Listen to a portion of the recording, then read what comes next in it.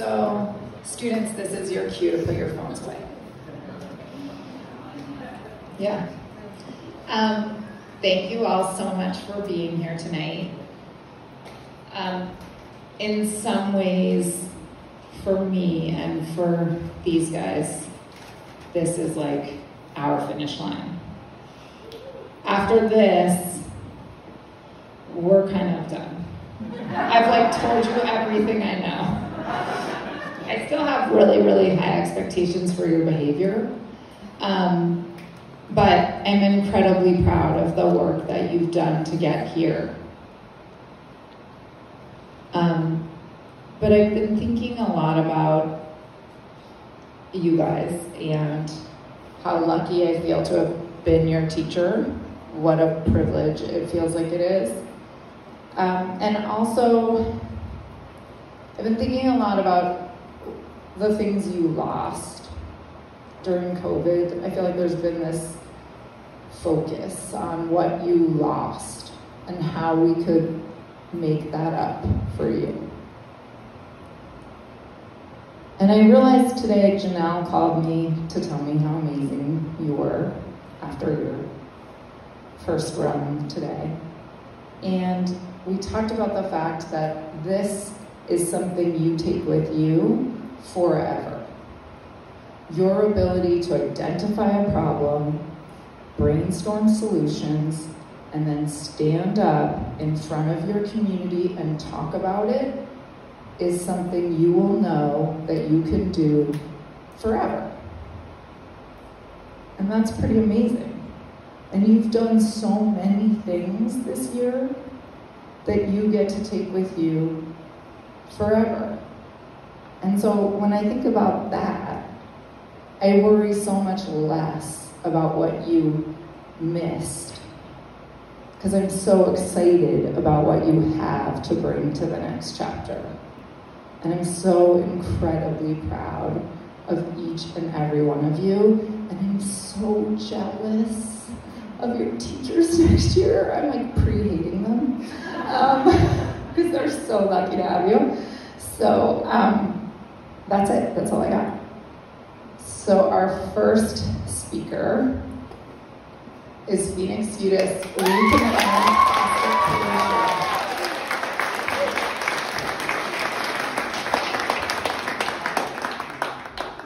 Hi, my name is Phoenix Udis, and my change project focuses on reducing my school's plastic waste.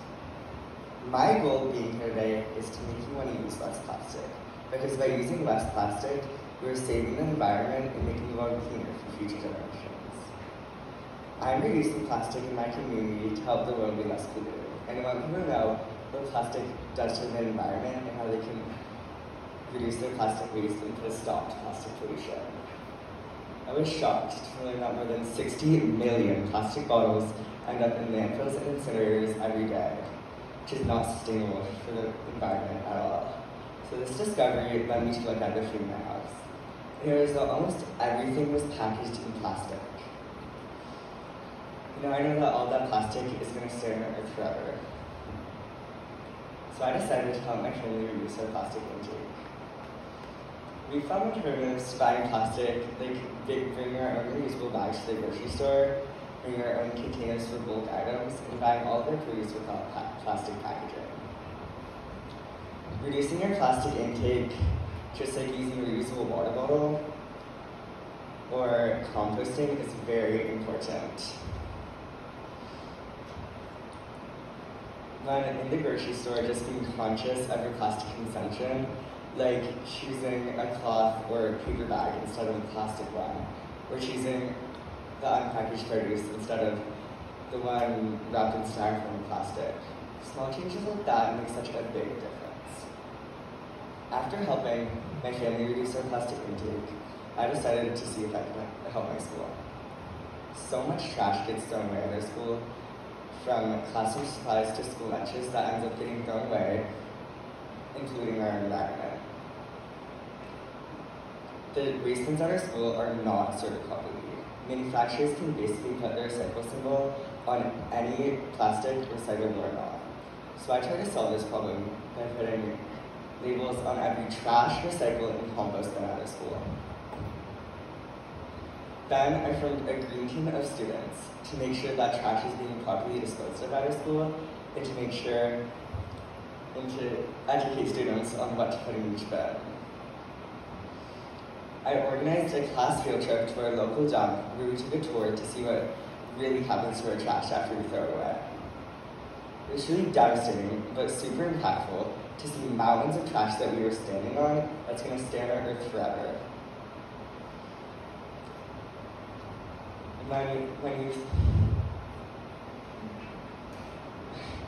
After looking at our school waste bins, I found that after all this, the contamination of our waste bins and our plastic waste as a school significantly decreased after this.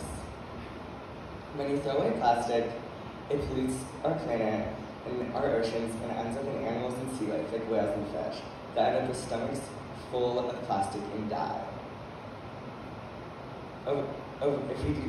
Planet Earth will continue to deteriorate if we do not cut down on our plastic waste and put a stop to plastic pollution. Over 300 million tons of plastic gets thrown away every year. To put that into perspective, that adds up to the weight of the entire human population. And only 10% of that plastic is recycled. So please commit to reducing your plastic waste. To find out more how to do that, here's some great organizations: For Ocean, the Alliance to End Plastic Waste, and the Plastic Pollution Coalition. Thank you.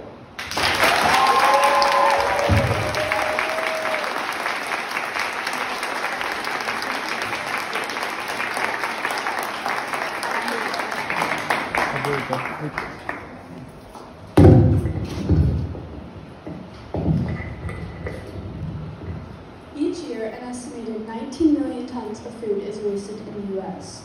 Take a moment to think about how much wasted food that is. That is about 40% of perfectly good food that can be eaten, but is just thrown away. Hi, our names are Natasha and Parker, and for our change project, we decided to work with food waste. When our teacher first introduced this project to us, we had no idea what to do. We started looking at different organizations, but unfortunately, because of COVID in our age, there was nowhere that we could help out or do volunteer work. But then we found out that our local church had a food pantry. We started volunteering there every Sunday mornings and sometimes Monday afternoons. We were familiar with the people that worked there, so it was easy to get us started. Sundays were the days where we would package the food that we give out on the food drives they had on Mondays. On the tables, they would have different types of bags, such as vegetarian bags, gluten-free bags, and regular bags. After they chose the bags that they wanted, there would be a whole table of coolers. There would be canned food, veggies, milk, eggs, candy, and lots of other things you could choose from. There would usually be cars lining up, and there would also be unhoused people in line with the cars on bikes. Excuse me. Anyone come to the food drive, young people, old people, and people who don't have a car. While working at the food pantry, we learned how much big companies waste food.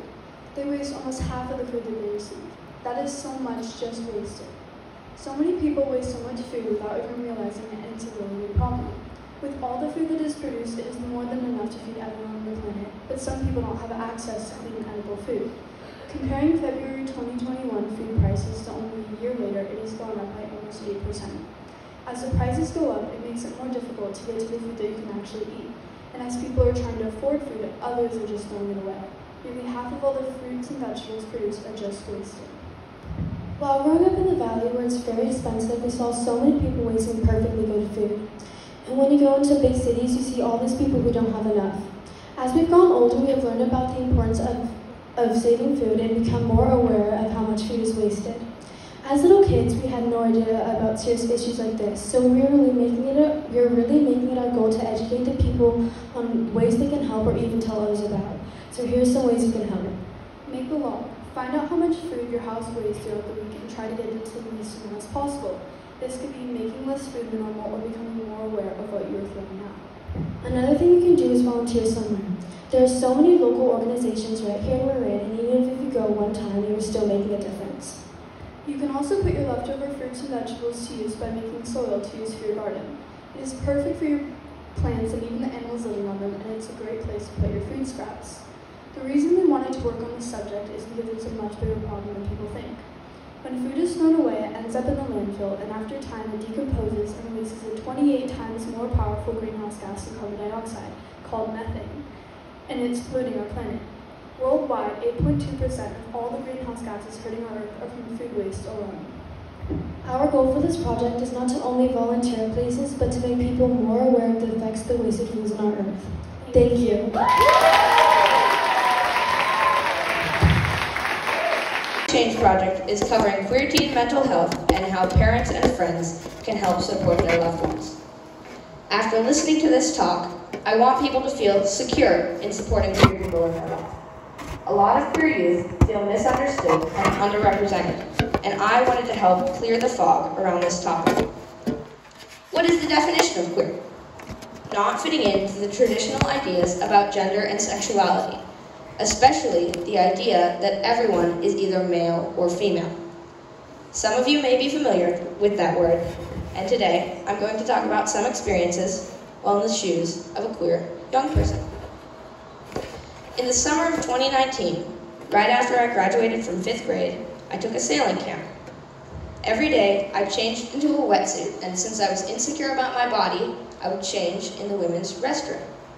One day, I walked into the women's room. A group of about 4 girls stood giggling in the center of the hall, and when I opened the door, they all turned their heads and stared at me. This is the girls' bathroom. The boys' bathroom is over there. I know which bathroom this is, I shouted. My face was red and my heart was pounding in my chest. What was wrong with my appearance? It made me feel inferior, it made me feel silly and embarrassed. In January, Eris Vurick and I quickly slid past them and shut myself into the last stall. With shaking hands, I slipped on my wetsuit. In January, Eris Vurick and I interviewed some queer teens from Lagunitas Middle School. We covered topics such as suicide, social life, and many others. Some mentioned stuff about going out in Fairfax during Pride with a flag and being called multiple slurs, or the challenge of hiding being queer from their family because being straight and cisgender and heterosexual is less of a problem, or feeling pressure to always have to be perfect to make up for being queer. All of these experiences really paint a picture of what life is like for these young kids. There are several great organizations designed to help support young people in these situations. One is the Trevor Project. The Trevor Project provides support to LGBTQ youth, especially suicide prevention. They also publish studies and data concerning coming out, people of color struggles, home life, and many others. LGBTQ plus youth, or the Trevor Project estimates that nearly 1.8 million LGBTQ youth from the ages 13 to 24 seriously consider suicide each year in the US, and at least one attempts suicide every 45 seconds. 45 seconds is roughly the amount of time it takes for one student to walk off the stage and the next one to walk on. After the interviews, Eris and I went to the local radio station KWMR. Jim Fazzackerly hosted us as we discussed LGBTQ plus issues for teens. We used some data from our experience and some from the interviews. What do you think of when you think of clothes for a man or a woman? What are gender roles? Gender roles in society are how we're expected to act, speak, dress, groom, behave, and conduct ourselves based on our assigned sex. An example would be, women are expected to be polite, thin, nurturing, and caring and work jobs such as a teacher, a nurse, or a housewife, while men are expected to be tall and brave, confident, muscular in build, and work jobs such as a laborer, mechanic, or fireman, builder, or engineer. Luckily, I was fortunate enough to be raised in a household that did not project gender roles onto me. When I was in 5th grade, I asked my dad what the definition of a tomboy was. After he explained it to me, I became a self-proclaimed tomboy. I was always happy to be the volume and energy control of my male-dominated friend group, and the only girl. The problem is, sometimes society doesn't always welcome people who are different from what we expect. This is a reaction to something that makes us feel vulnerable or uncomfortable. Society rewards us for fitting in and not making waves. This can be really hard when you don't fit into the narrow ways in which society wants to define you. It takes time to shift attitudes. It takes effort to put yourself out there and share your experience. However, we can't do it alone. We need all of you to be willing to help us, to be willing to support us on this journey. It is when people feel unseen and unsupported that they can fall into a hole of despair. Start to notice the narrow gender roles that are represented in the media. Pay attention to your own internal monologue when you encounter something different from you. Pay attention to your reaction to difference.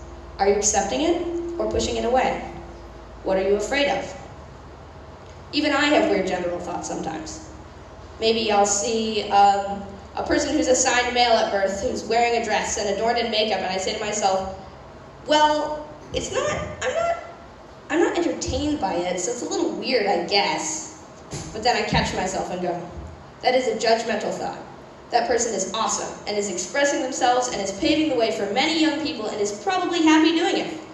And then I think about all the other people who have seen that video or post and think about how that person is their idol and how inspiring they are.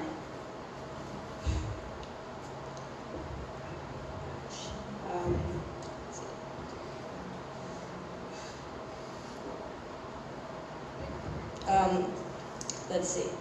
Oh yes. As a parent, I could imagine feeling melancholy when your child tells you they might want to change their name, having meticulously picked out a birth name for them. But sometimes the name might weigh the child down. You have to let them find the name that feels like it fits. With names also comes pronouns. When I hear people say, but pronouns are just so weird, I'm not used to it, how am I supposed to remember? Remembering pronouns is like remembering a name. And not respecting someone's pronouns is like getting introduced to someone you don't know, telling them your name and them responding with, no, you look like your name is actually Dingle. What would you feel? Confusion? Anger? Offense? That may be the way it feels when somebody doesn't care enough about your humanity to treat your pronouns respectfully. One thing before I leave. To any queer youth watching this talk, please know that you are not alone and that there is hope and there are people who make it their life's mission to support individuals like you. If you ever feel like you need support or someone else to talk to, you can call the Trevor Project. They have a 24-hour hotline with trained professionals and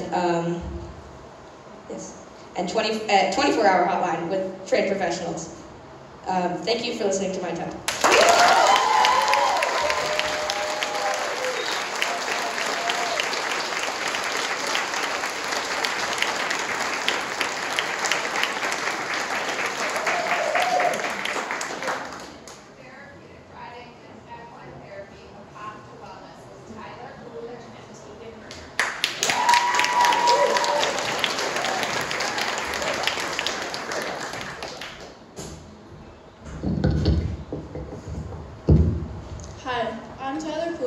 And I'm Team Grimmer. For our Change project, we decided to focus on equine therapy. Raise your hand if you or a family member has ever struggled with depression. Research shows that about 16.1 million people in the United States struggle with depression. That's about 6.7% of the U.S. population. You might be wondering, what does this have to do with equine therapy? Equine therapy helps so many people with anxiety, depression, and many other mental health issues, but it could help so many more people if they knew about it. For anyone that doesn't know what equine therapy is, it's therapy that involves horses. It usually involves a person that does activities like grooming, feeding, or leading a horse while being supervised by a therapist. This could help so many people if they have depression, social anxiety, or if they're introverted. This would allow them to not have to talk to someone they're not comfortable with, and instead allow a more natural outdoor experience and a connection to an animal. We've been studying this topic all year and volunteering at Halla Creek Ranch every other Saturday. Halla Creek is a beautiful facility in Nicosia that allows people with disabilities to ride horses. They do not offer equine therapy since they don't have a trainer that specializes in it. They do offer therapeutic riding, which is different from equine therapy. The difference between equine therapy and therapeutic riding is that therapeutic riding is used to improve one's balance, patience, and body control, while equine therapy is practiced on the ground with a therapist. Even though they are both very different, they both help with building confidence and connection. There are many ranches other than Hallett Creek and Marin. That offer equine therapy and therapeutic riding. These places are so supportive and welcoming to everyone. Equine therapy matters to us because, like everyone, we've both gone through a rough patch in our lives, and equine therapy has helped us out of that. Studies show that animal-assisted therapy reduces cortisol, the stress hormone. In addition, spending time with animals lowers blood pressure. About a year ago, I was struggling with depression because of a family issue. It hit me pretty hard and made me struggle with my mental health, so my parents put me in equine therapy. In equine therapy, there's a person there with you that talks you through everything just like a normal therapist. The horses work similar to service animals. They're gentle and comforting. Sometimes, if you have a hard time expressing your emotions, and I myself have struggled with that, equine therapy is more of a physical experience. You express and let go of your feelings by bonding with the horse. I found that equine therapy worked well for me. Everyone has stuff that they're going through, whether it be struggling with depression, PTSD, disorders, or any other difficult issue. There are many coping mechanisms. One of them includes equine therapy. When I was younger, I had this pony that I rode named Ruby. I loved her with all my heart and still do. Whenever I was feeling down, I would ask my parents for a ride to the barn. I wasn't asking to go ride or to help my trainer with her horses. I was simply going to sit in Ruki's stall.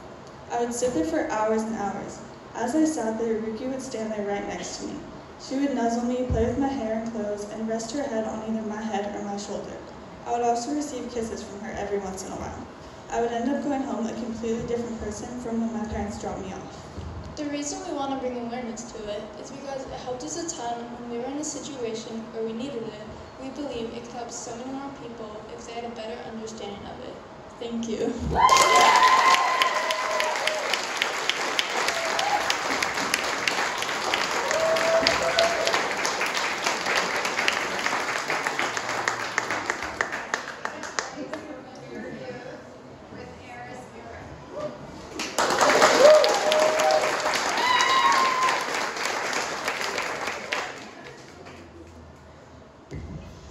Can you imagine living a large portion of your life in a body that doesn't feel right? A body that makes you wrong and uncomfortable? That's what most trans people feel every day. My name is Eris Vurick, and my pronouns are he, they. My goal is to help you all understand what dysphoria and discrimination looks like for this marginalized group that I am a part of. What I need you to know before I start is that pronouns are not a preference. Someone's pronouns are not negotiable, and even if they change their pronouns, it's still not negotiable, and you have to try your absolute best to respect them. This might scare you and make you think that you can't mess up, but there's a difference between messing up a few times while still trying and just not trying. It's okay to mess up, you just have to try. There's also a large difference between memorizing someone's pronouns and actually seeing them as the gender they are. So if you have any trans people in your life, or any of your child's friends are trans, try and evaluate whether you just memorize their pronouns or if you actually see them as the gender they are. Now you may think you've experienced something similar with body dysmorphia, but dysphoria is different. Gender dysphoria is a strong and intense urge to present as another gender because your body feels wrong and uncomfortable. Gender dysphoria is much more intense and at times physically painful. It also comes with a lot of intrusive thoughts and mental discomfort. The main thing that I'm trying to get across is that it is okay to ask questions. As long as you're being as respectful as you can, it's okay to ask questions. Even if you think it's a stupid question or think they might get mad at you, don't be afraid to ask.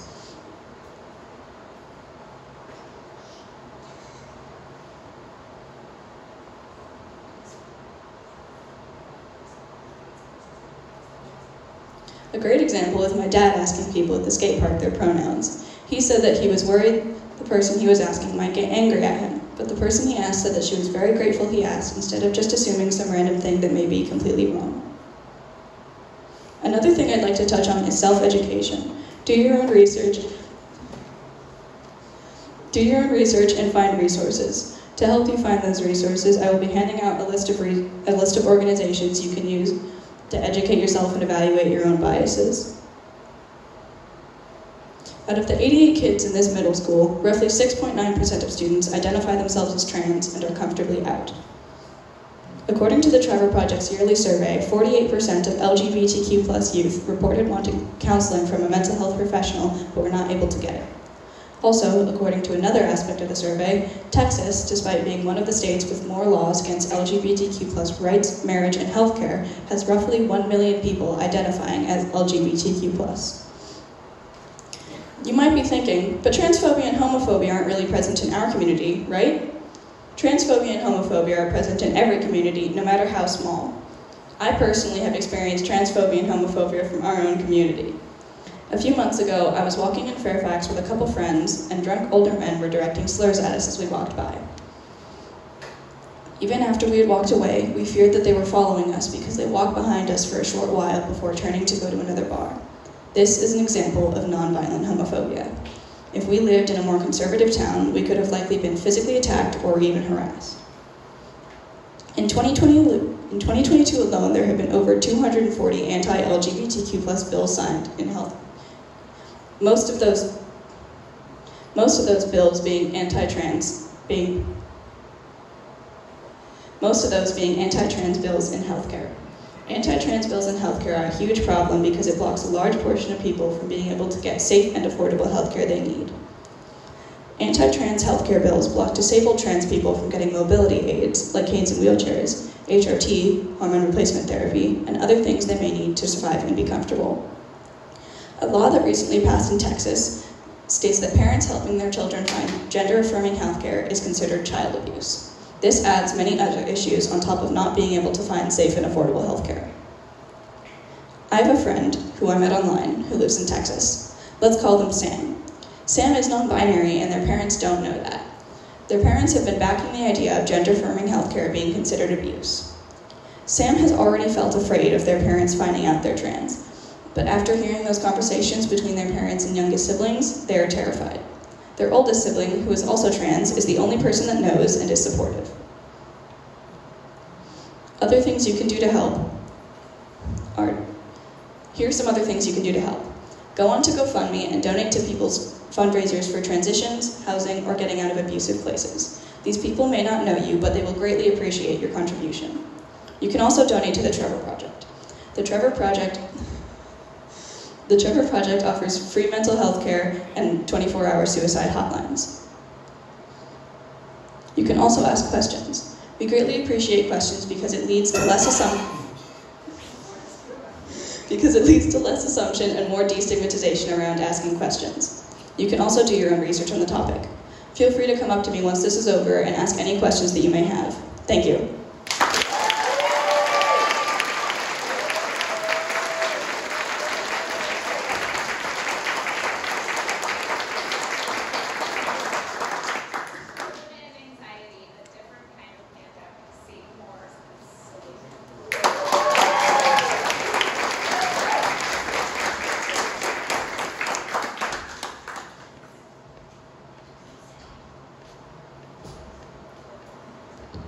Hi, our names are Sadie and Sophie.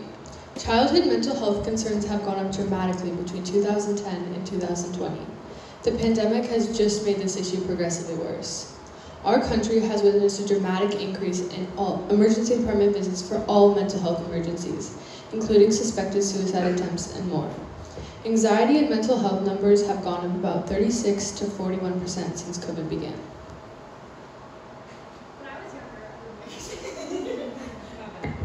When I was younger, I struggled a lot with anxiety, to the point where I couldn't even walk into my classroom without running to my dad in the parking lot. I felt like if I walked into the classroom, I would never be able to get out. It got to the point where every night I had the absolute worst anxiety about waking up and having to go to school. The feeling of not having control, or the feeling of being trapped in a place where I couldn't get out.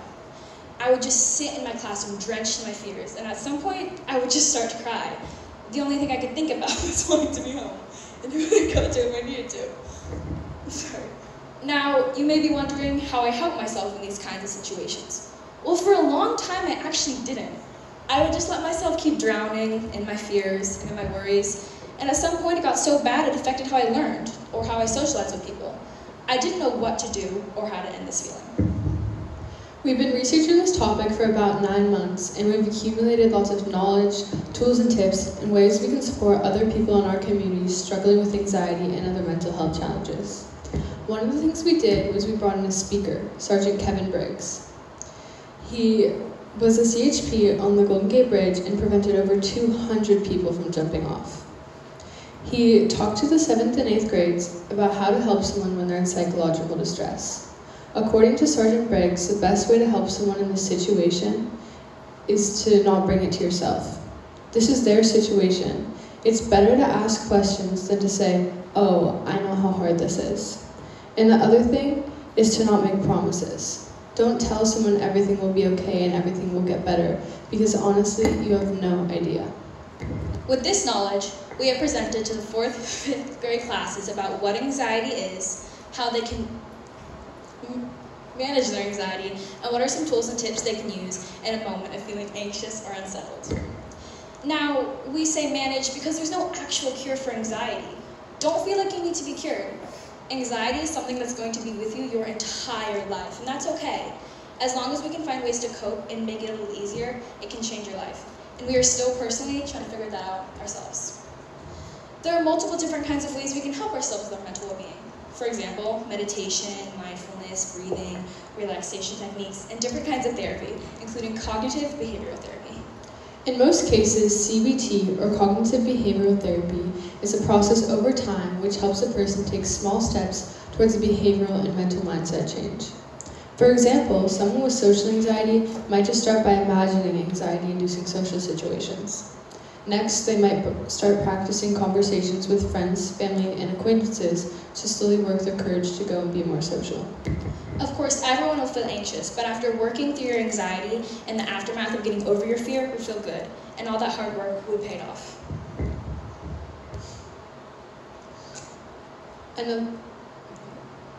Another technique you can use is to imagine yourself in a place where you feel safe and comfortable. If you're okay with it, close your eyes and feel your feet flat on the ground. Imagine yourself in a place where you feel comforted. This could be the beach, a forest, a special place, wherever you feel safe and secure. Now, imagine anything you may feel physically.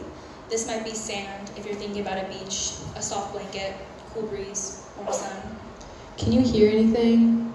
Birds, waves crashing, rain. Can you smell anything? The seawater, the dampness in the forest. You can open your eyes now. Using your senses can really ground yourself and calm you down a lot. Your brain is trying to find a distraction from the situation that may be stressful. There are multiple different breathing techniques we can use while doing an exercise like this. Breathing in certain ways activates the vagus nerve, which is a nerve that goes from your brain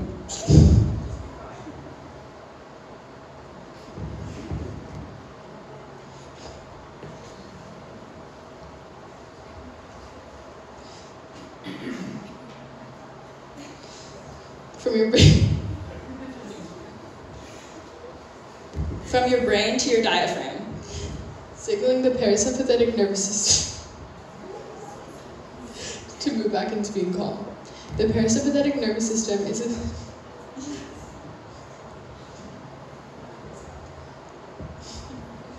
a system which calms you. We also have the sympathetic nervous system, which is our fight or flight system.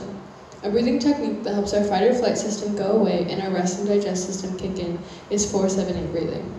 How this works is we are going to breathe in for a count of 4, hold for 7, and release for 8. It helps lower cortisol, which is our body's main stress hormone. It helps us fully relax. How this works is we are going to breathe in for a count of 4, hold for 7, and release for 8. Okay, should we try this together? Breathe in. 1, 2, 3, 4, hold. 2, 3, 4, 5, 6, 7, and out. 2, 3, 4, 5, 6, 7, 8. You can repeat this sequence as many times as you need to calm down.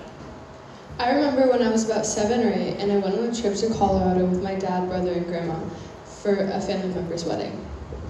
I got back from this amazing trip and I went to school the next day. Both my parents picked me up, which was very unusual. I got home and they sat me down on the couch and told me to go look in my room. So I did, and I found a pair of new shoes. I went back out and sat down on the couch again. They told me that they were separating. My heart just shattered. I was so scared that I had done something wrong and it was somehow my fault. I would stay up late at night, missing my little, what I thought was perfect, put together life. Then thinking, now I have 2 houses, and it was so scary not knowing what was going on. It led me to be anxious very often. Studies have shown that children with divorced parents have higher risks of anxiety, depression, substance abuse, and personality disorders. Anxiety can be much more than just a feeling. It can prevent you from doing daily things you need to do. For example, if you have social anxiety, it can lead to not leaving the house, not seeing your friends and family. Anxiety can also affect the way you learn, perform in school, do your homework, and perform in school in general. We are encouraging you to check in with your friends, families, neighbors. We are stronger together. And to be vulnerable. It's okay to be sad, scared, or anxious, and it's better to talk about these hard things than to bottle them up. We know it's hard, but we're encouraging you to have an honest conversation with a friend or family member about how you are really doing. Thank you for listening to our TED Talks.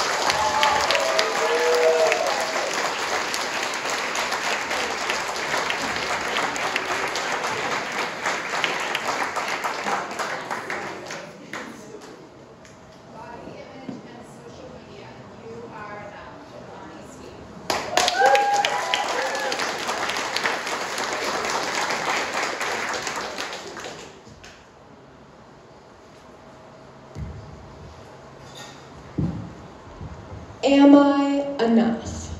I wondered at 8 years old, while I was surrounded by girls with lean bodies, abs, and muscular legs. Sitting in my gymnastics gym, I let my mind fixate on my thighs. My thighs had allowed me to flip, tumble, and fly through the air. Except, all I saw when I looked at them was the width. I cringed at the way they shook when I stood. Overwhelmed with emotions of dissatisfaction, I called to 2 teammates. Hey, come here, guys. Standing next to both girls, I stared from my legs to theirs, noting all the little differences in between. I remember being envious of how one girl's legs were longer and how the others had more muscle. Throughout my life, I have never been able to forget this experience. At such a young age, I'd fallen victim to comparison with other girls, letting my thoughts capture me and my worth slip away within seconds. At that moment, I didn't understand the beautifully organic contrast between body types. My name is Ani Steek, and over my 3 years in middle school, I've been researching body image. I became interested when I learned that over 90% of women around the world suffer from body acceptance issues. However, it's not just because of gymnastics, like it was for me. The source is far more prevalent and accessible with a single click: social media. What I want is for teenage girls to feel confident in their skin, despite their size, shape, or ability. I hope for social media to hold no ideals, no tight molds for girls to force themselves into. People can share both sides of their stories and embrace every insecurity that's been edited away in the past. This journey begins with understanding 3 things. 1, what body comparison is and why it's an issue. 2, the importance of loving yourself. And 3, how to accept your body and cope with comparison. Raise your hand if you've ever looked at someone, could be in a magazine, on TV, or in daily life, and thought to yourself, I wish I had her beauty. Have you ever looked at someone and wanted more? Well, this is called comparison. Think about that moment. The inadequacy that rose from a single interaction. Exhausting, right? Now, multiply that by 100, and you have social media. Platforms like Instagram and TikTok are infinite cycles of comparison. People share the best versions of themselves. Yeah, we know what we see online is highly edited, but it's easy to forget. And viewers become convinced that people's whole life is filled with this perfection. When girls grow up comparing their bodies to those they see online, unrealistic standards are introduced. You have to have a waist as small as those girls and a butt just as big. You have to be this, not that. Every inch of you should be flawless. But wait, you can't look like you're trying too hard. These ideals can be impossible to meet depending on your bone structure. And sources have shown that 90% of young women edit their photos before sharing them online. So almost every post a teenage girl interacts with has been distorted. Yet we continue to let it decipher which parts of us are worthy.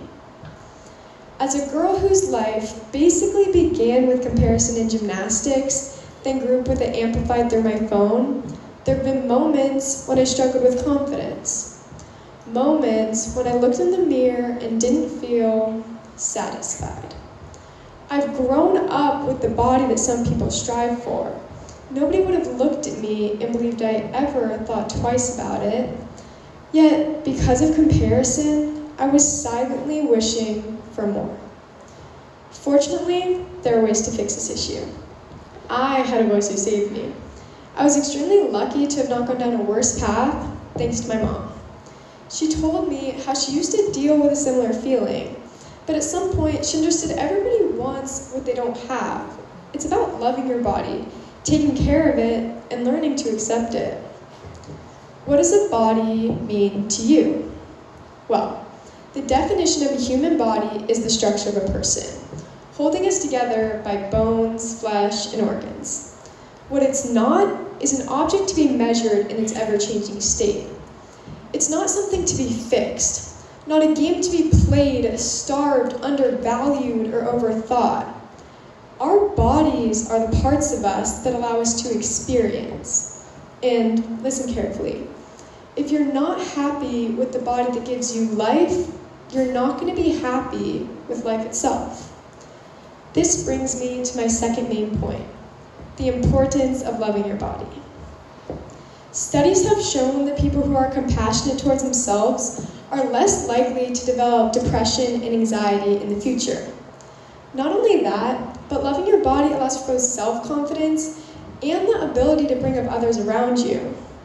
Once you learn to ignore the push for perfection, life feels more free.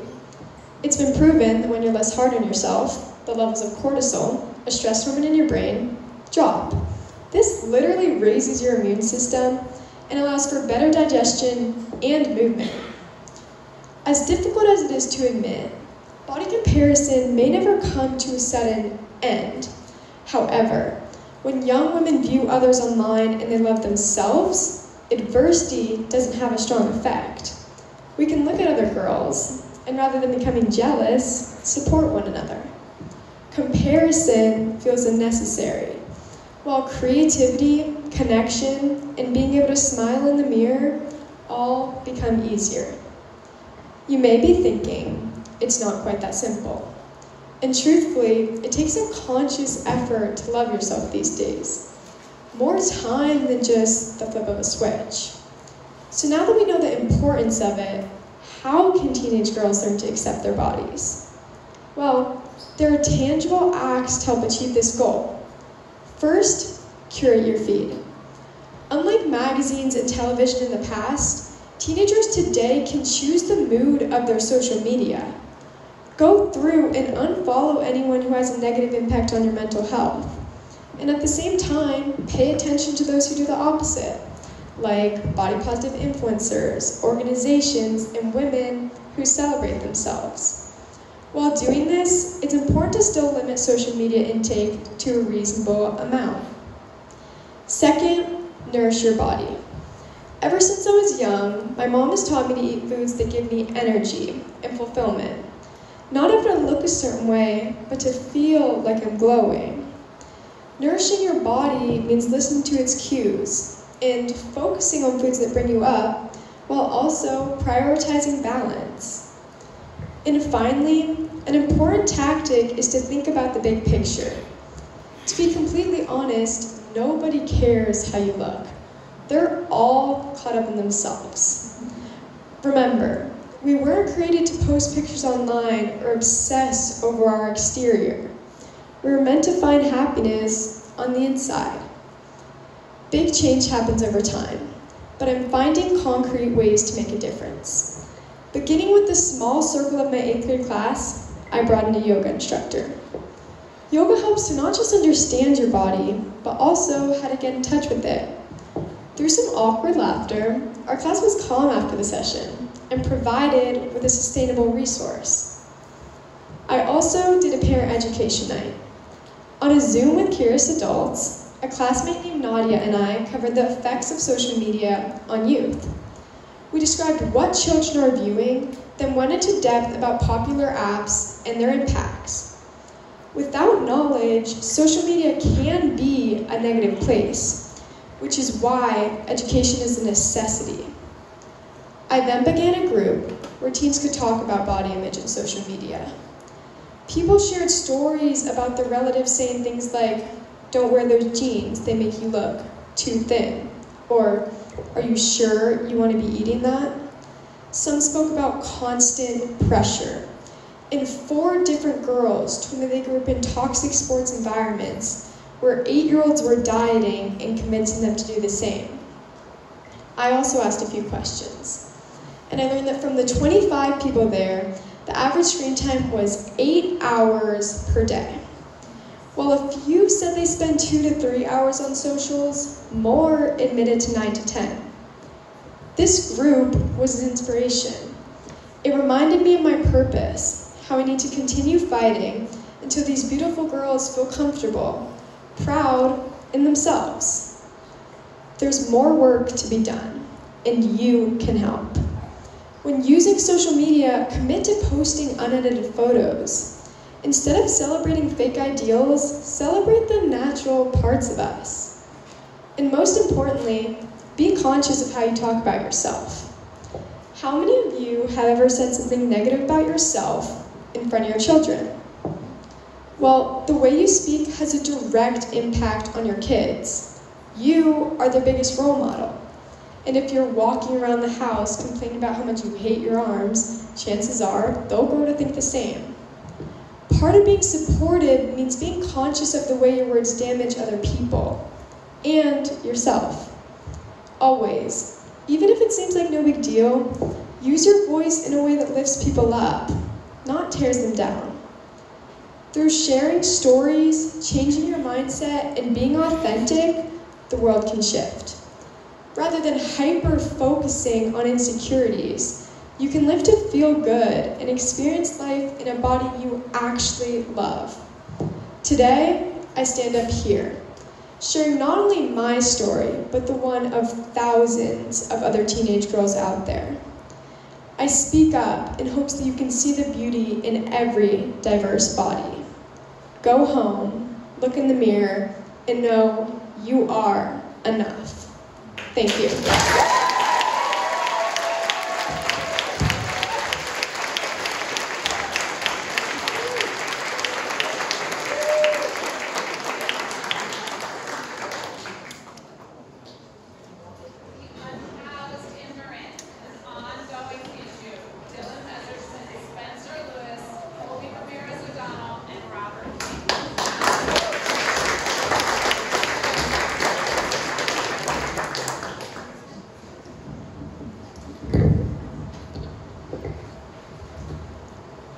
Imagine having to sleep in a dark, cold alley, looking for scraps of food people throw away, and not knowing your next meal is coming.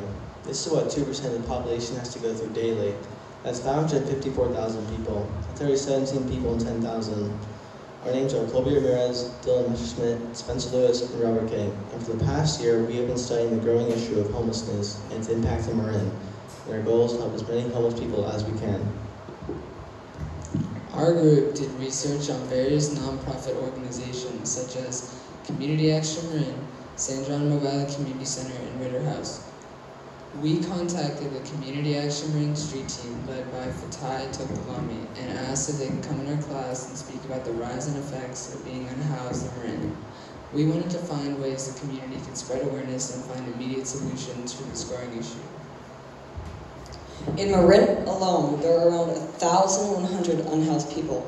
This statistic is probably an underestimate due to challenges presented by people who are transient or live in their vehicles. In our world that favors being lucky, we need to take a step forward and help the people in need. In 2017, 11% of the unhoused were underaged, but 72% of the unhoused in Marin were born here, which means there's actually a very large poor population within Marin. So we did our best to help these people. To help homelessness in our community, we asked for donations such as toiletry items, blankets, and clothing items. We received over 3 boxes of donations and are working with Community Action Marin to help distribute these items around the county. We had 4 speakers from Community Action Marin come and speak to our class about what causes people to become homeless and what their organization does to prevent people from becoming homeless. Some of the ways people find themselves homeless can be because of drugs, mental illness, inherited poverty, and recently due to the COVID-19 pandemic. The pandemic shutdown was a major economic hit and many found themselves without work. During this time, the homeless population increased by 8.4%. Some of the organizations that stepped up over this time included Community Action Marin, local community centers, Local Good Fairies, SF Marin Food Bank, and Ritter House, and St. Vincent's Soup Kitchen. There are many factors that contribute to homelessness. We found that mental illness and addiction are the biggest contributors to homelessness. The rise of COVID was the worst 3 years for mental health and homelessness. More than 40,000 people became unhoused during this period. This significant rise in homelessness was due to lack of affordable housing and mental services declining. Healthcare has increased in cost by 20% since 2015, and the average U.S. citizen is expected to pay $10,000 per year. Due to this increase in cost of living, many people find it hard to survive in Marin. Marin started a project called Project Room Key. Project Room Key was designed to give a chance to unhoused people, but as time went on, they ran out of funding and space, and all the unhoused people were put back on the streets. Our Change project was not intended to solve homelessness, but to try to spread awareness and have an effect in our community. We sent out an email to our local school community asking if they could help us collect essential items. We collected, with the help of the San Geronimo Valley Community Center, we packed our collected goods into 72 backpacks that we'd later distribute. One Friday afternoon, we met with the Community Action Marin street team to distribute them. We met them under the Santa Fe freeway to distribute them. We walked around passing out backpacks, knocking on tents, and the people there were very surprised but grateful to see young people passing out the backpacks. Our goal for our Change project was not to solve homelessness in our community, but to learn that a little impact can have a big change. Drug and alcohol abuse is a major reason for homelessness. Whether they were a victim to a parent who abused them, or they're an addict themselves, over half the unhoused population source drugs as the reason for the state that they're in. And over 70% of the veteran homeless population has been addicted to drugs. And in 1999, over 4 million people above the age of 12 were non-medically using drugs. This has since lowered, but if it happens again, the odds are 200,000 or more of them will become homeless. And many more will be jailed. The NIDA, or the National Institute on Drug Abuse, is a free helpline to anyone who wants it. And they teach families and anyone who wants to learn about what they do. People need to learn that they can get help, and the NIDA is a great option. One solution to affordable housing are tiny home communities. Tiny home communities provide a low-cost or sometimes free housing solution to those in need. These homes are small and cheap to build, so hundreds of people can live in one community. These communities are not a perfect solution, though, as some homeless people still choose to live on the street due to the curfews and bans on drugs and alcohol. To support our community, Community Action Marin is a very important homelessness organization. They go around the county helping anyone they can as much as they can. Their work is very important, and our community would be where it is today if it weren't for the work of Community Action Room. They've met with over 1,000 homeless people this year. Go to camarin.org to volunteer, donate money or items, and save our community and save these people one donation at a time.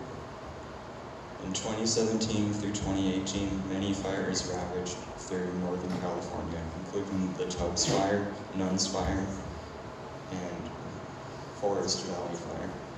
These combined burned over 100,000 acres and 9,000 structures across Mendocino, Napa, and Sonoma County. Many of the structures burned were homes. Because of this, many people ended up homeless. California received $300,000 as relief for the Sonoma fires. However, the victims of the fires have received little to no compensation.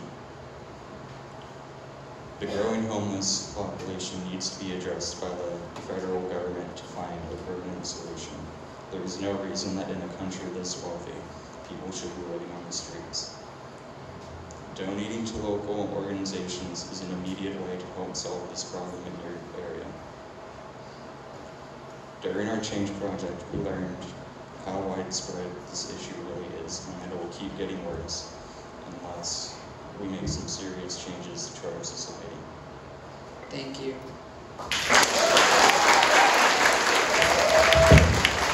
Information to better prepare yourself and others in case of a fire. Until the 1800s, over 7 million acres of forest burned every year in California due to healthy or natural fires, as well as indigenous practices for wildfire management. This allowed the land to naturally repurpose and repopulate its native plants, as well as give life to different ecosystems throughout the land. However, due to the fact that indigenous practices for wildfire management were outlawed when colonists rounded up and occupied Native Americans, as well as the 10 a.m. rule, a law implemented by the U.S. Forest Service that stated all fires had to be extinguished by 10 a.m. the next day. These circumstances made it impossible for the land to naturally clear out underbrush and overgrowth, in turn causing fuel buildup and an increased risk of a larger fire. Due to the fact that federal laws prohibited safe and sustainable ways to manage the environment, the land began showing signs of distress. Who remembers the fear and discomfort surrounding the 2020 wildfires? I remember the sky being filled with so much smoke that it hurt to breathe too deeply, and it made the world feel even more apocalyptic than it already was. Those fires burned 4.2 million acres, which is roughly the size of LA, Orange County, Santa Clara, and Santa Cruz combined. The fires displaced around 53,000 people, and over 30 sadly passed away. In just 5 years, the number of wildfires has increased by 2,000, and the fire season in Marin, which previously only lasted 2 or 3 months, more than tripled in 2020. That was more than half a year in constant fear of having your community burned down. The increased amount of wildfires has multiple factors. Global warming and climate change play a massive role. With drier landscapes and warmer temperatures, wild and bushfires are more likely to start. NASA used Landsat satellites to detect changes in the terrain, and noticed that flames reached almost 25 feet in drier areas. The New York Times recently stated that by 2100, the likelihood of a catastrophic fire could increase by 52% if nothing is done to mitigate the emissions of greenhouse gases. And the higher the carbon dioxide levels, the warmer the environment. Improper upkeep of our forests, such as dead trees, bushes, and leaves, play a major role in wildfires. They are one of the main fuel sources.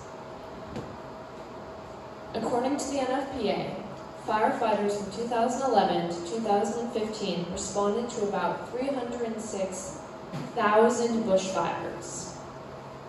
That is 840 fires per day. A majority of these fires could have been stopped, but most of our population doesn't know what to do in case of one. Fortunately, organizations that specialize in wildfire safety are trained for these sorts of situations.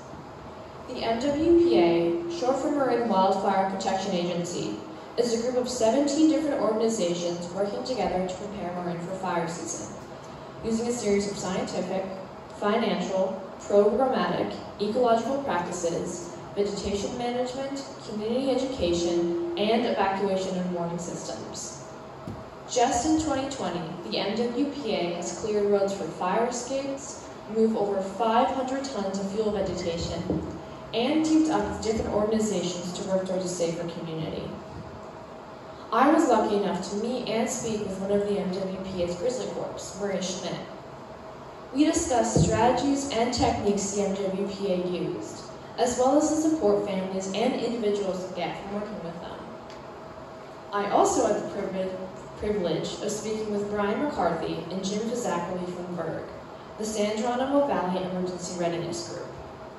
VERG is an agency local to the valley that specializes in wildfire safety by working with community members, volunteering to support firefighters, sending alerts about emergencies, and more. It is easy to feel powerless and overwhelmed in the ever-increasing threat of wildfires. Motivated by that discomfort, I started researching them. How can anyone make a lasting impact on something as big and scary as a natural disaster, especially one as dangerous as a wildfire? However, a majority of things that start wildfires are easily preventable. The MWPA offers grant programs in order for residents to rid their homes and yards of flammable brush, and VERG has an email list that anyone can sign up to get alerts on their phone, as well as home warning projects, evacuation warnings, and more.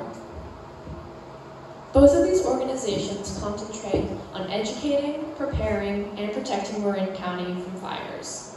So working with our local community center, I was able to organize multiple events for Valley residents and middle school students to learn about wildfire safety.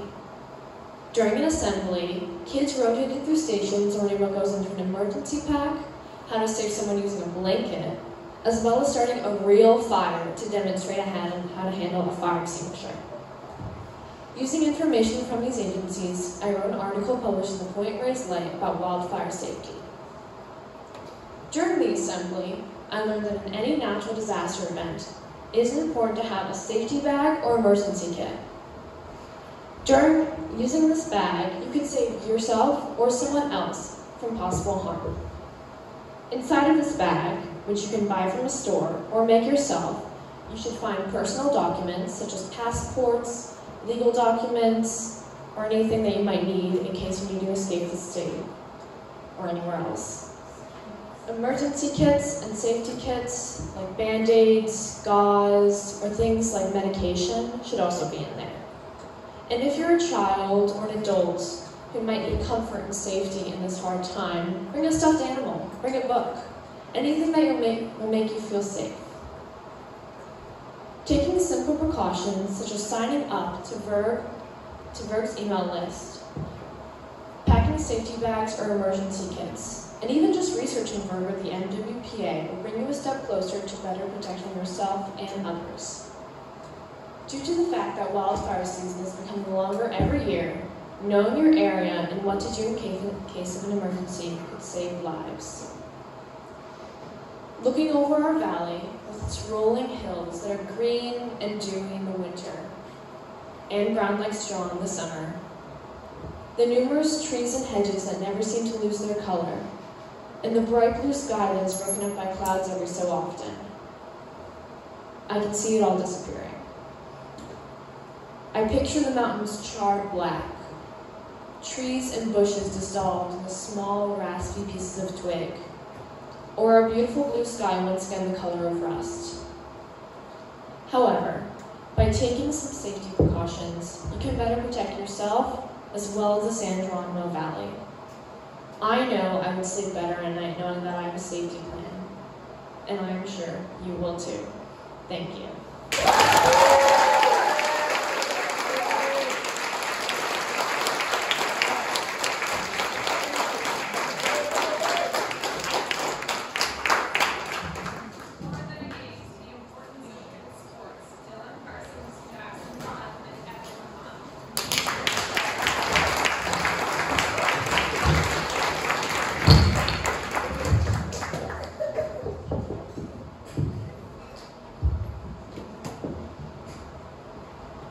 Who here has played on a sports team?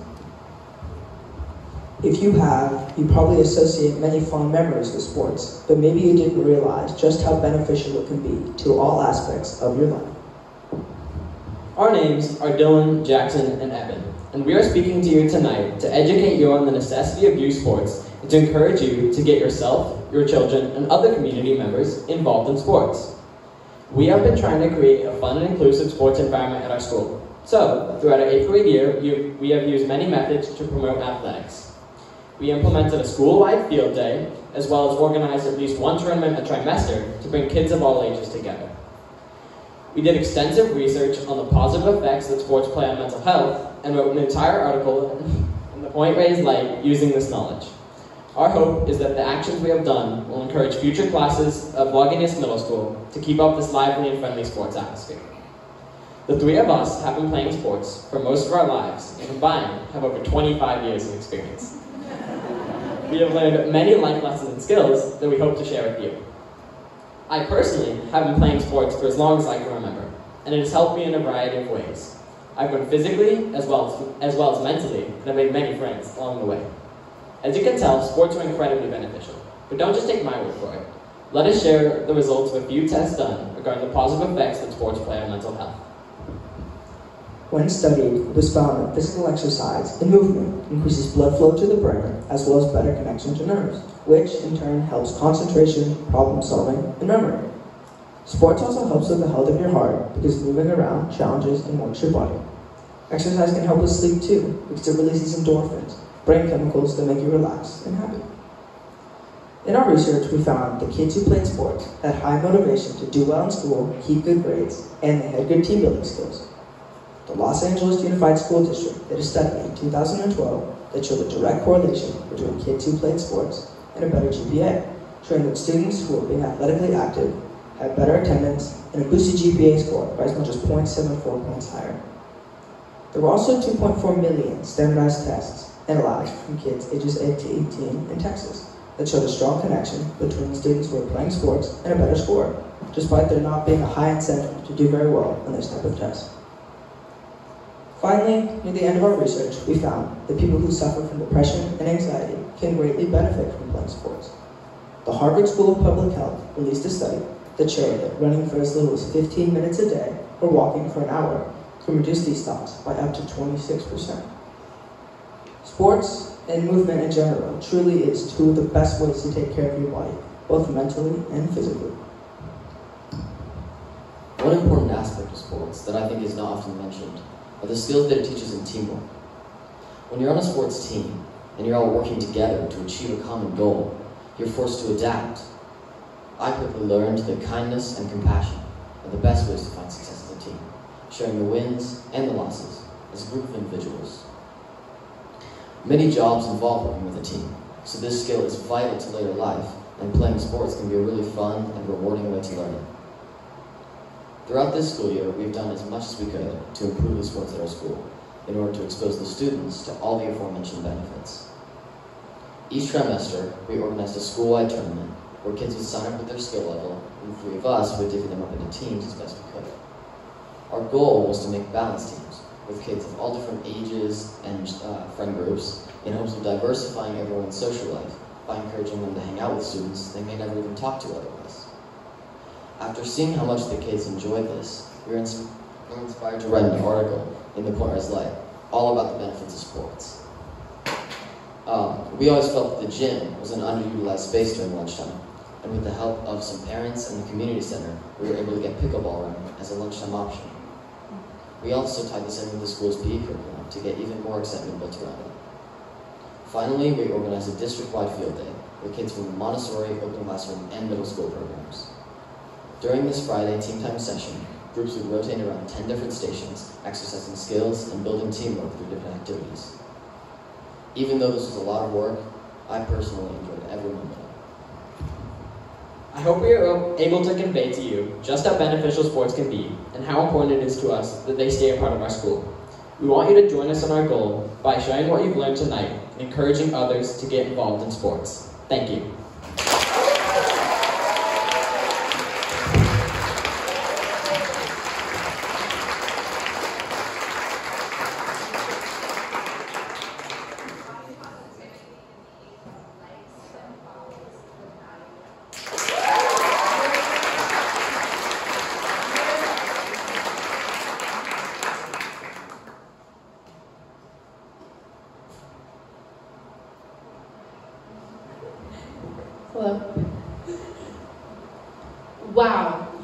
for a girl, your friend comments after you lift anything relatively heavy. Are you really going in for a second plate? A relative mentions at the dinner table on Thanksgiving. Ever heard of smiling, pretty girl? The stranger twice your age shouts from the end of the sidewalk. Do any of these phrases feel familiar to you? I can guarantee almost every woman has heard at least one of these or something related to it in their lifetime. All women, starting at the early age of 10, are looked at as fresh meat to the sharks. Were we just created for your pleasure? I ask myself that question too many times to count. Do I obsess over my looks to please you or myself? What should I change? Should I have my hair up or down? Is my eyeliner even? Is my hair frizzy today? God, Nadia, just leave it alone. You look fine. My name is Nadia Jones. I'm 14 years old. Just like the other 90% of teens, I use social media. On average, teens spend about 4 to 9 hours on social media. On social media platforms, I've experienced praise and hatred about my appearance. In this talk, you'll be educated about body positivity and its relationship with young adults, both negative and positive. I'll discuss personal experiences and overall give you an idea of what being a teenage girl in modern society looks like. To acquire inner happiness, we can't shield ourselves from the hatred. We need to absorb it, allow the ache. It'll only make the positive outcome stronger.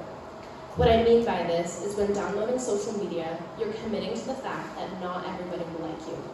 No matter what you do, no matter how beautiful you are, there will always be one person who's trying to tear you down. They'll judge you, bring you down, and for what? Our reaction. They want you to acknowledge them. These people crave the frustration and effects their words have on others. They feed on it. Love yourself, they all say. But what does that really change? Sure, I can tell myself I'm beautiful, but do I believe the words I'm saying to the girl in the mirror? Most of the time, no. And that's perfectly okay. You can't force yourself to love anything. Here I am, standing up here, speaking with all of you, educating you. I probably spent 30 minutes staring at myself in the mirror before walking up here, because all of your eyes are on me, staring, scanning every detail. 2 million views. 2 million eyes on me at once. That's the power of the internet. I can reach more people in a day than I normally would in a lifetime. Scrolling through comments, I heard things like, she's fat, she's ugly, where are her curves? I was 11. Words like this hurt, especially when I'm this young. How did I cope? Honestly, I didn't. I let the words get to me no matter how much I tried to ignore them. The best thing to do in this situation is to ignore it. Don't open the comment section. If anything, disable it. If there were any positives to this, it's reassurance. Amongst the hate were kind words. You're stunning. How are you real? You're so pretty. These words gave me relief. They felt nice. But the more I heard them, the more I realized that I relied on them. Once, I posted a video I thought I looked prettier. As the views went up, so did my excitement. I opened the comment section to see nothing, not one comment. I took the video down. See, even though I thought I looked nice, if others didn't, what's the point of keeping it up? That mindset is exactly what not to have. It doesn't matter if anybody said anything. If you feel good about yourself, show it. Others' actions should not diminish that feeling. This goes for comparison as well. I see a pretty girl, I think, why can't I look like that?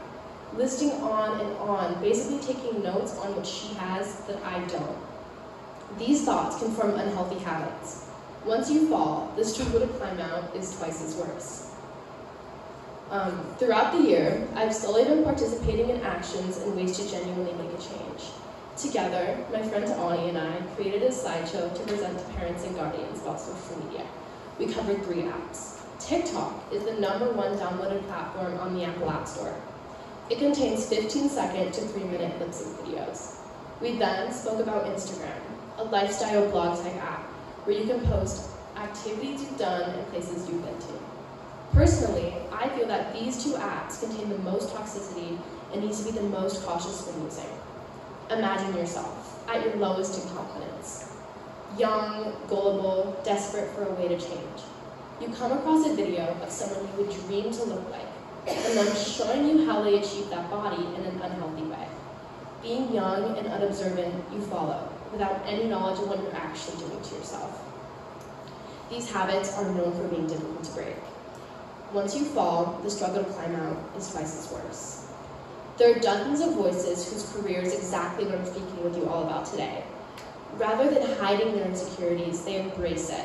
Seeing these girls who may look like you loving themselves is just a reminder how much love you're capable of achieving in yourself. I encourage you to join me, join them, do something that makes you feel good about yourself. It could be a shower with extra self-care or finally getting to do that face mask. Repeating positive affirmations to yourself after eating something that may cause feelings of guilt. Spending time outside. Studies confirm that walks are used to reduce stress and can be incredibly therapeutic. Body positivity is about loving yourself, and it's about accepting who you are in the body you're born with. Thank you.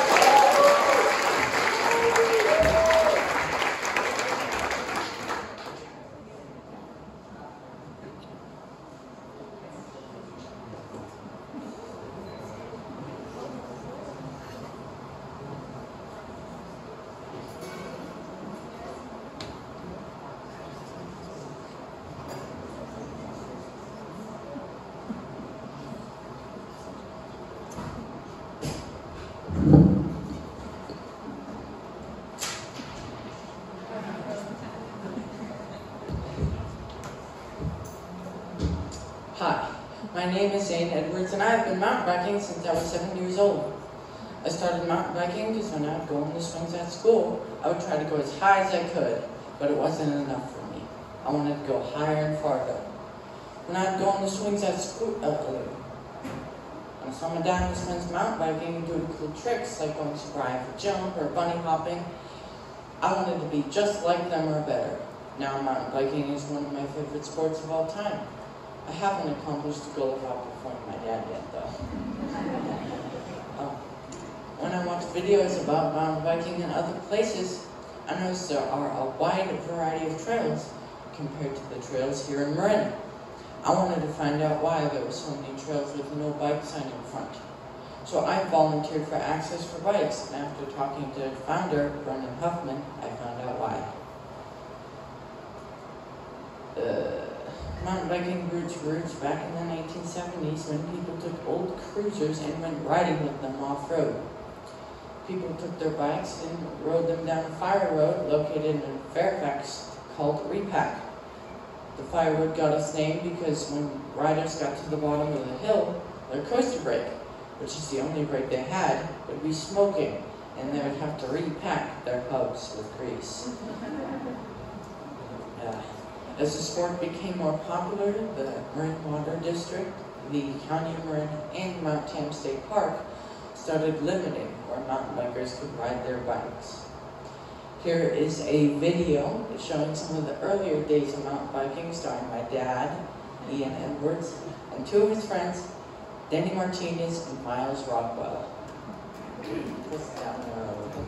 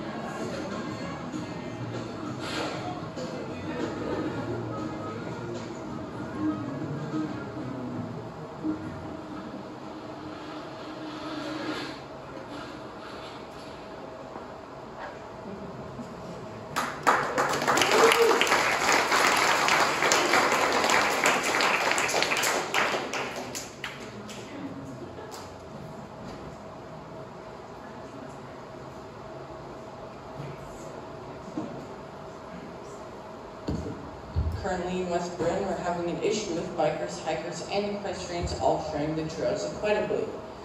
Some examples of peaceful trail sharing can be found in Marin Headlands, under Golden Gate National Recreation Area Management.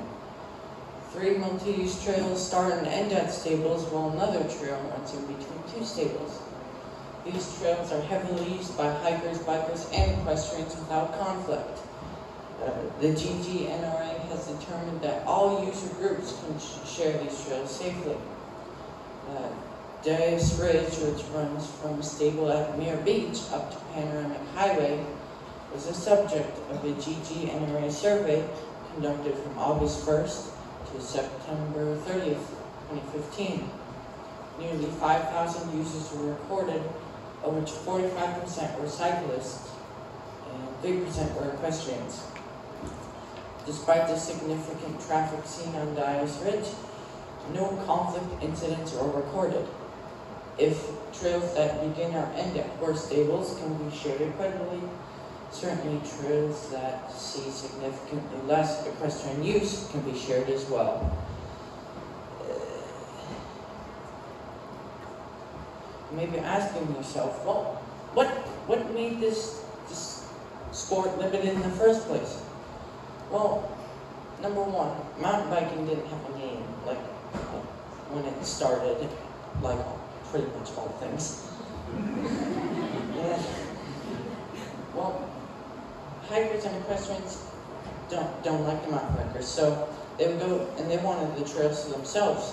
So they would go to places like, for example, we're in the municipal water district. They would tell them that us mountain bikers were destroying and eroding the trails.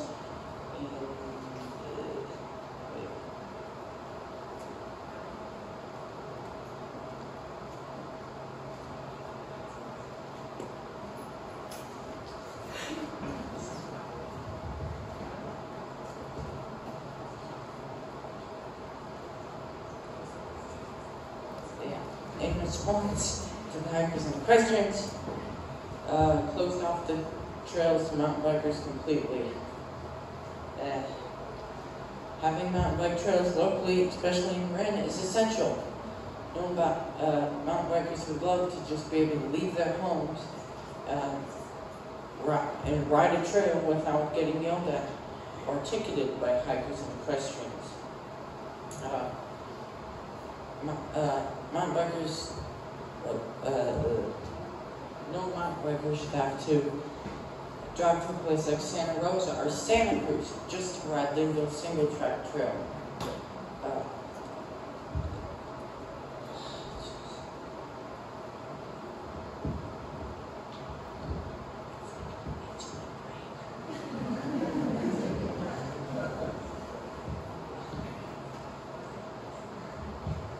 Marin has a lot of open space, and mountain biking is one of the biggest user groups.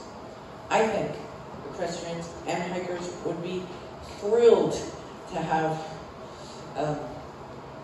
dedicated mountain biking trails, because if there were trails that only mountain bikers could ride on, there would be no conflict between the 3 user groups.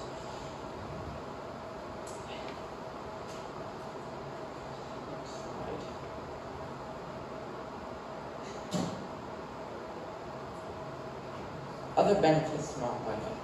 Well, there are a lot of other benefits. There is another benefit to mountain biking trails, or just trails in general. They act as small fire breaks for ground fires, as well as easy ways for firefighters to access a fire.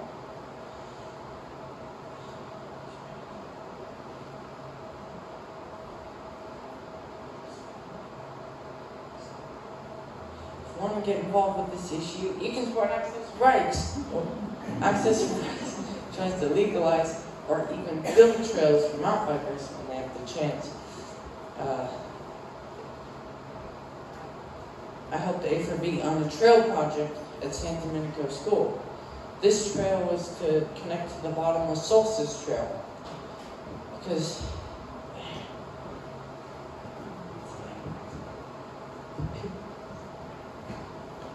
because people riding bikes or running don't have to ride or run on the road. It's a great experience working for A4B.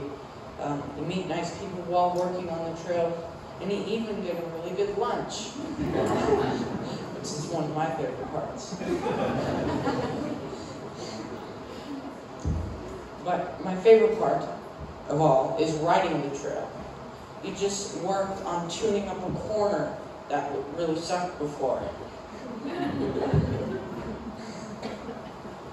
Now you get to ride it, and this accomplishment will stick with you for the rest of your life. If you want, for more information, or more detailed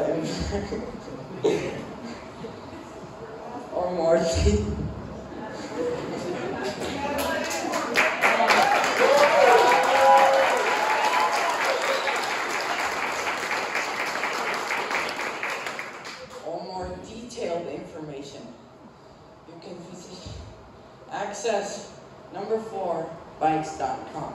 Thank you.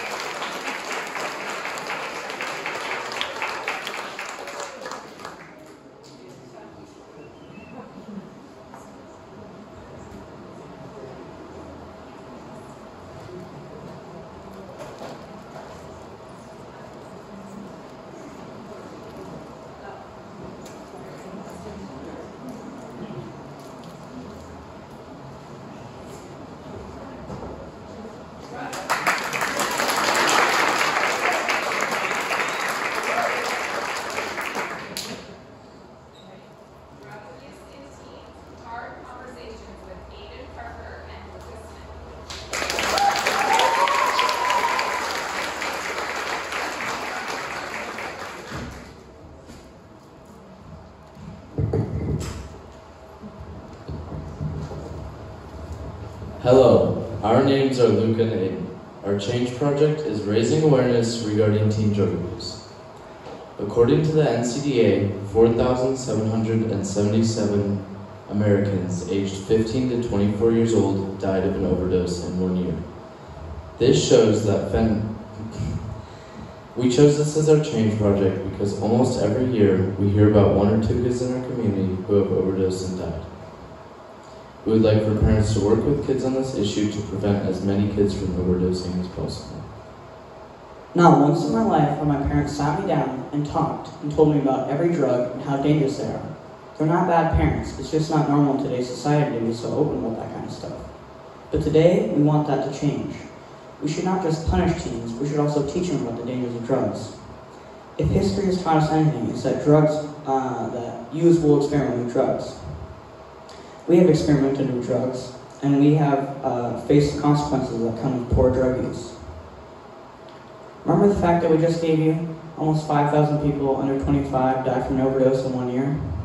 Think about it. Every one of those youths had friends and family that loved and cared for them, and now they will never see their best friend or child they raised ever again. The pain and suffering that those youths gave their loved ones is unimaginable, and that is pain no one should have to feel. One of the most important drugs to understand is fentanyl because it can be in almost anything. Over 40% of pills tested for fentanyl had a potentially lethal dose. A fact from Stat News tells us that from 2019 to 2020, fentanyl deaths have doubled. This shows that fentanyl is new and very effective at its job. One way to prevent fentanyl overdoses is to give your kid a fentanyl tester. Unfortunately, these are not easy to use. You as a parent could give your kid one and teach them how to use it. We know that if you were to do this, it would be giving them an idea that it's okay. But if you do it at an appropriate age, it could save their life. Luca and I started this year by looking for a way to learn about how teens get in trouble and ways to stop or teach them to make the right and safe decisions. We found a way to learn a lot about this topic through Youth Court Restorative Justice Zoom meetings. In these meetings, there was a kid who has gotten into some kind of trouble and has been sent to get help through the program. Then there is a group of peers whose job is to learn about this kid and help them in any way possible. Each peer gets to ask 2 or more questions about the kid's life. After they have asked 2 or more questions, they make a choice on what will happen to the youth. We got to be in the peer team, and we got to see we got to hear a bunch of stories.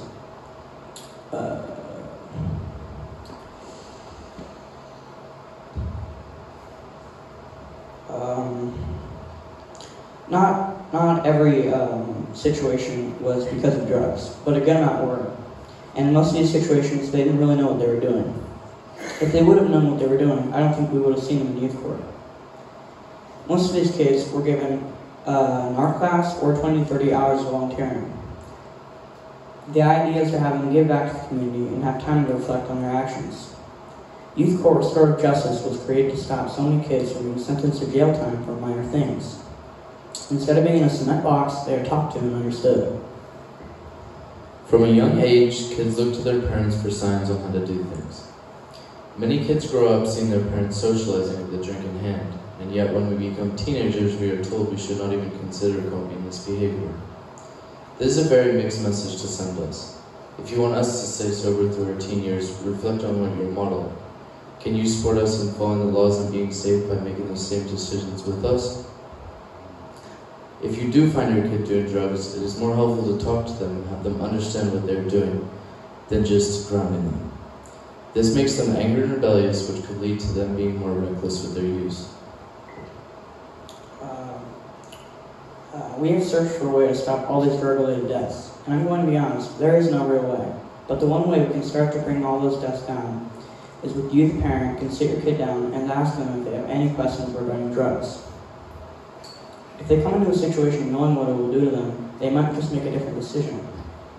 Answer their questions honestly, and if you can do that, I really believe we can bring that 4,777 down for sure. Thank you.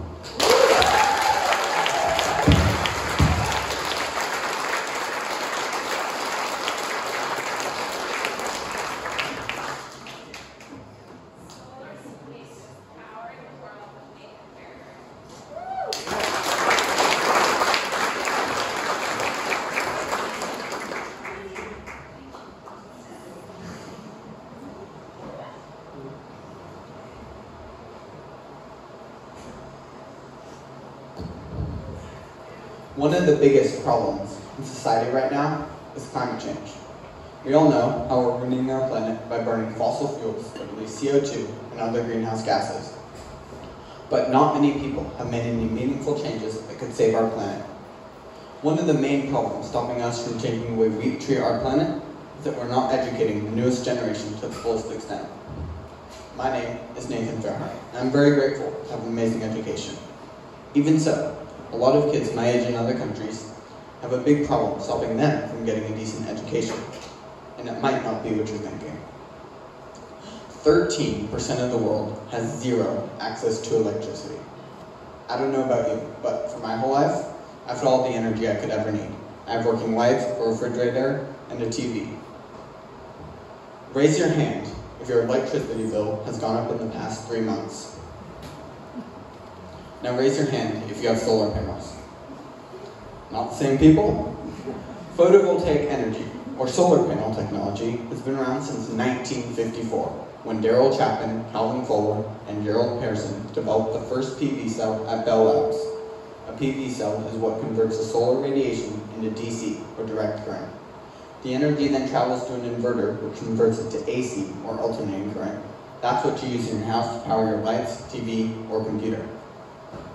The energy is then put into batteries so you can use electricity at night, and when that's done, the excess energy will go back into the grid and give you a passive income. But how do I, a 14-year-old kid from a small valley in Marin County, know how solar energy works? Well, it started about 2 years ago. I met a man named Hal Aronson. Hal is the head of an organization called We Share Solar, and another called We Care Solar. We Care Solar sends compact solar suitcases with all the components needed to generate clean, reliable electricity to low-income schools and refugee camps in other countries. This other organization, We Share Solar, has the same base goal as its predecessor, except instead of just adults and machines doing all the work, they use students. Students that participate in the We Share Solar program learn lots of fundamental skills, such as how to engineer, problem solve, fundraise, and of course, how not to blow themselves up.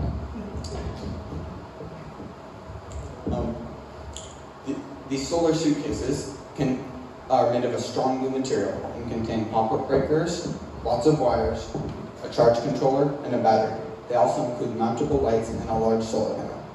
I had the pleasure to learn how to build one of these suitcases. It took a lot of effort, a lot of work, and a lot of learning, but eventually I made a working suitcase.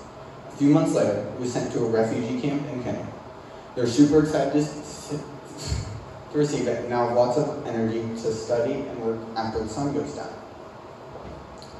During the process of this build, I learned so much about electricity and even more about the places without it.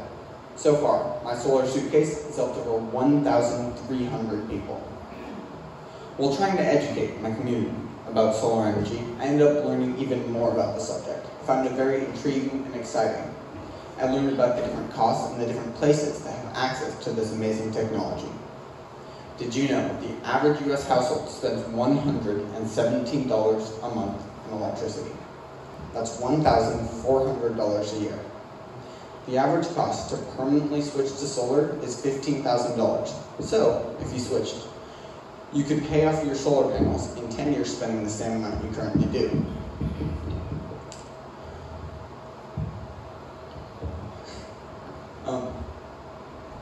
Has anyone here ever gotten an online solar quote from a website or application? Did it say you have too little roof space or not enough sunlight? First of all, those websites use outdated satellite images that could have been taken years ago. Therefore, there may have been trees in places that aren't there now, or a creek that has since been filled in. Or you may have switched to roof tiles and now have more roof space. These are some of the factors that contribute to the price and necessity of solar panels. Second of all, those companies make a percentage of what you spend on electricity, not what you actually use. That's why you'll see more solar panels in wealthier neighborhoods. They make broad and inaccurate assumptions about where your house is and how much energy you actually use. They have no way to actually calculate it, and even though most houses have the potential to have solar. These are reasons why online solar quotes are inaccurate and trustworthy. But if you want to actually switch to solar, you should find a local solar company near you and have actual people go to your house and give you an estimate. A few days ago, I did a lesson with one of the 6th grade classes. I showed them an example of a solar suitcase, and I also led them in an example of making simple circuits using multimeters and paper clips. I think they, and I hope you, learned a lot about solar. Thank you for listening to my TED Talk. If you want to get involved, visit powertheplanet.net to learn more or donate.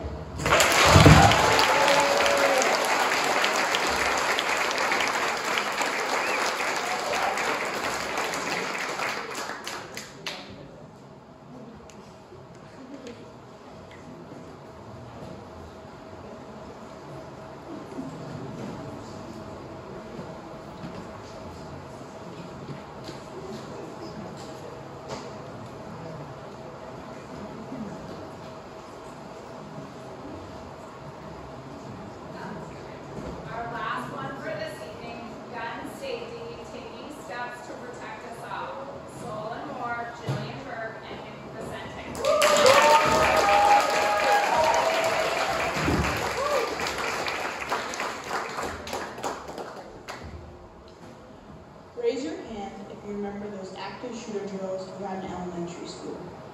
This is a universal experience for almost every kid in the United States.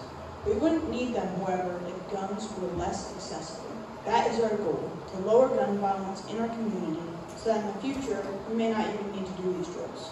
Our names are Julian Berg, Solon Moore, and Newton Vicente, and our topic is gun safety.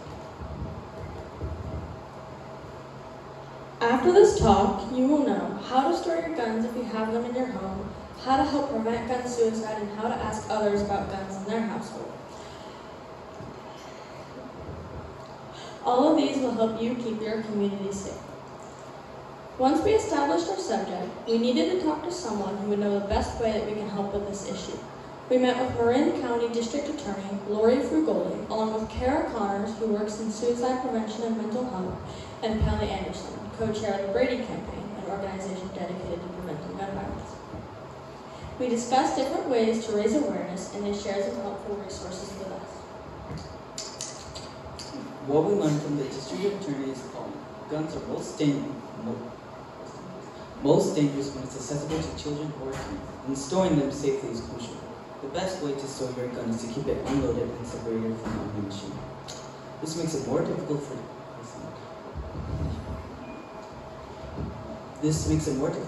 children and people who aren't allowed to have access to firearms to use them. If you don't have one already, a gun law can be purchased at your local police station. Over 500 people die each year due to accidental shootings per year. This could be prevented if everyone used to store their guns effectively. Over 23,000 people die every year due to gun suicide, and 1/3 are children under the age of 18. Having a locked gun in your household decreases the chance of a gun suicide by 300%. Most suicide attempts are pre-planned, meaning the victim has time to think about their attempt. So if you or someone you love are considering suicide, call the suicide hotline or text Marin to 741-741 to receive immediate attention. While you can control how you keep your own firearms, it's just as important to ask others about how they store theirs. Keep your children safe at others' houses by asking if there are any unlocked guns in the household. If you no longer want one in your home, consider calling your local authorities to take it off your hands. An even better option is to attend a gun buyback. This is an event where you safely trade your gun for money without percussion. One is happening on June 4th by the District Attorney's Office in Santa Rosa. You may see these pink posters around Whitaker and Forstman's. Well, if you take a closer look, they include all the information for the gun buyback, as well as the crisis text line, suicide hotline, where to find a gun lock, and more. If interested, feel free to take one on your way out. We also held an assembly in mid-May where we brought in Miss Frugoli and Ms. Connors, as well as Michael Pritchard, who speaks about bullying and how kindness can improve mental health. We thought he'd be a great choice of speaker because of his lighthearted, comedic, but impactful way of speaking about mental health. President Biden recently began to introduce regulations on what are called ghost guns. These are homemade, untraceable guns from kids. If this legislation passes, ghost guns will be government regulated and will require a background check to purchase. However, the Supreme Court is about to significantly relax gun laws. After New York State Pistol and Rifle Association versus Bruin, it may not require a special license to carry a concealed firearm. Before, you needed to show that you had a special reason to carry one, such as if you or your family were in immediate danger. There have been 27 school shootings in 2022 alone. Restricting gun access would significantly reduce the amount of shootings that occur. Gun safety is an important topic to know about, and the more people who understand how dangerous they are, the safer we'll be in the future. Things like how to store your gun, preventing gun suicide, and asking about guns in households could save lives. The next time you visit your friends or family, make sure to educate them the dangers of gun violence and how to prevent it. Alright, that's it. Thank you.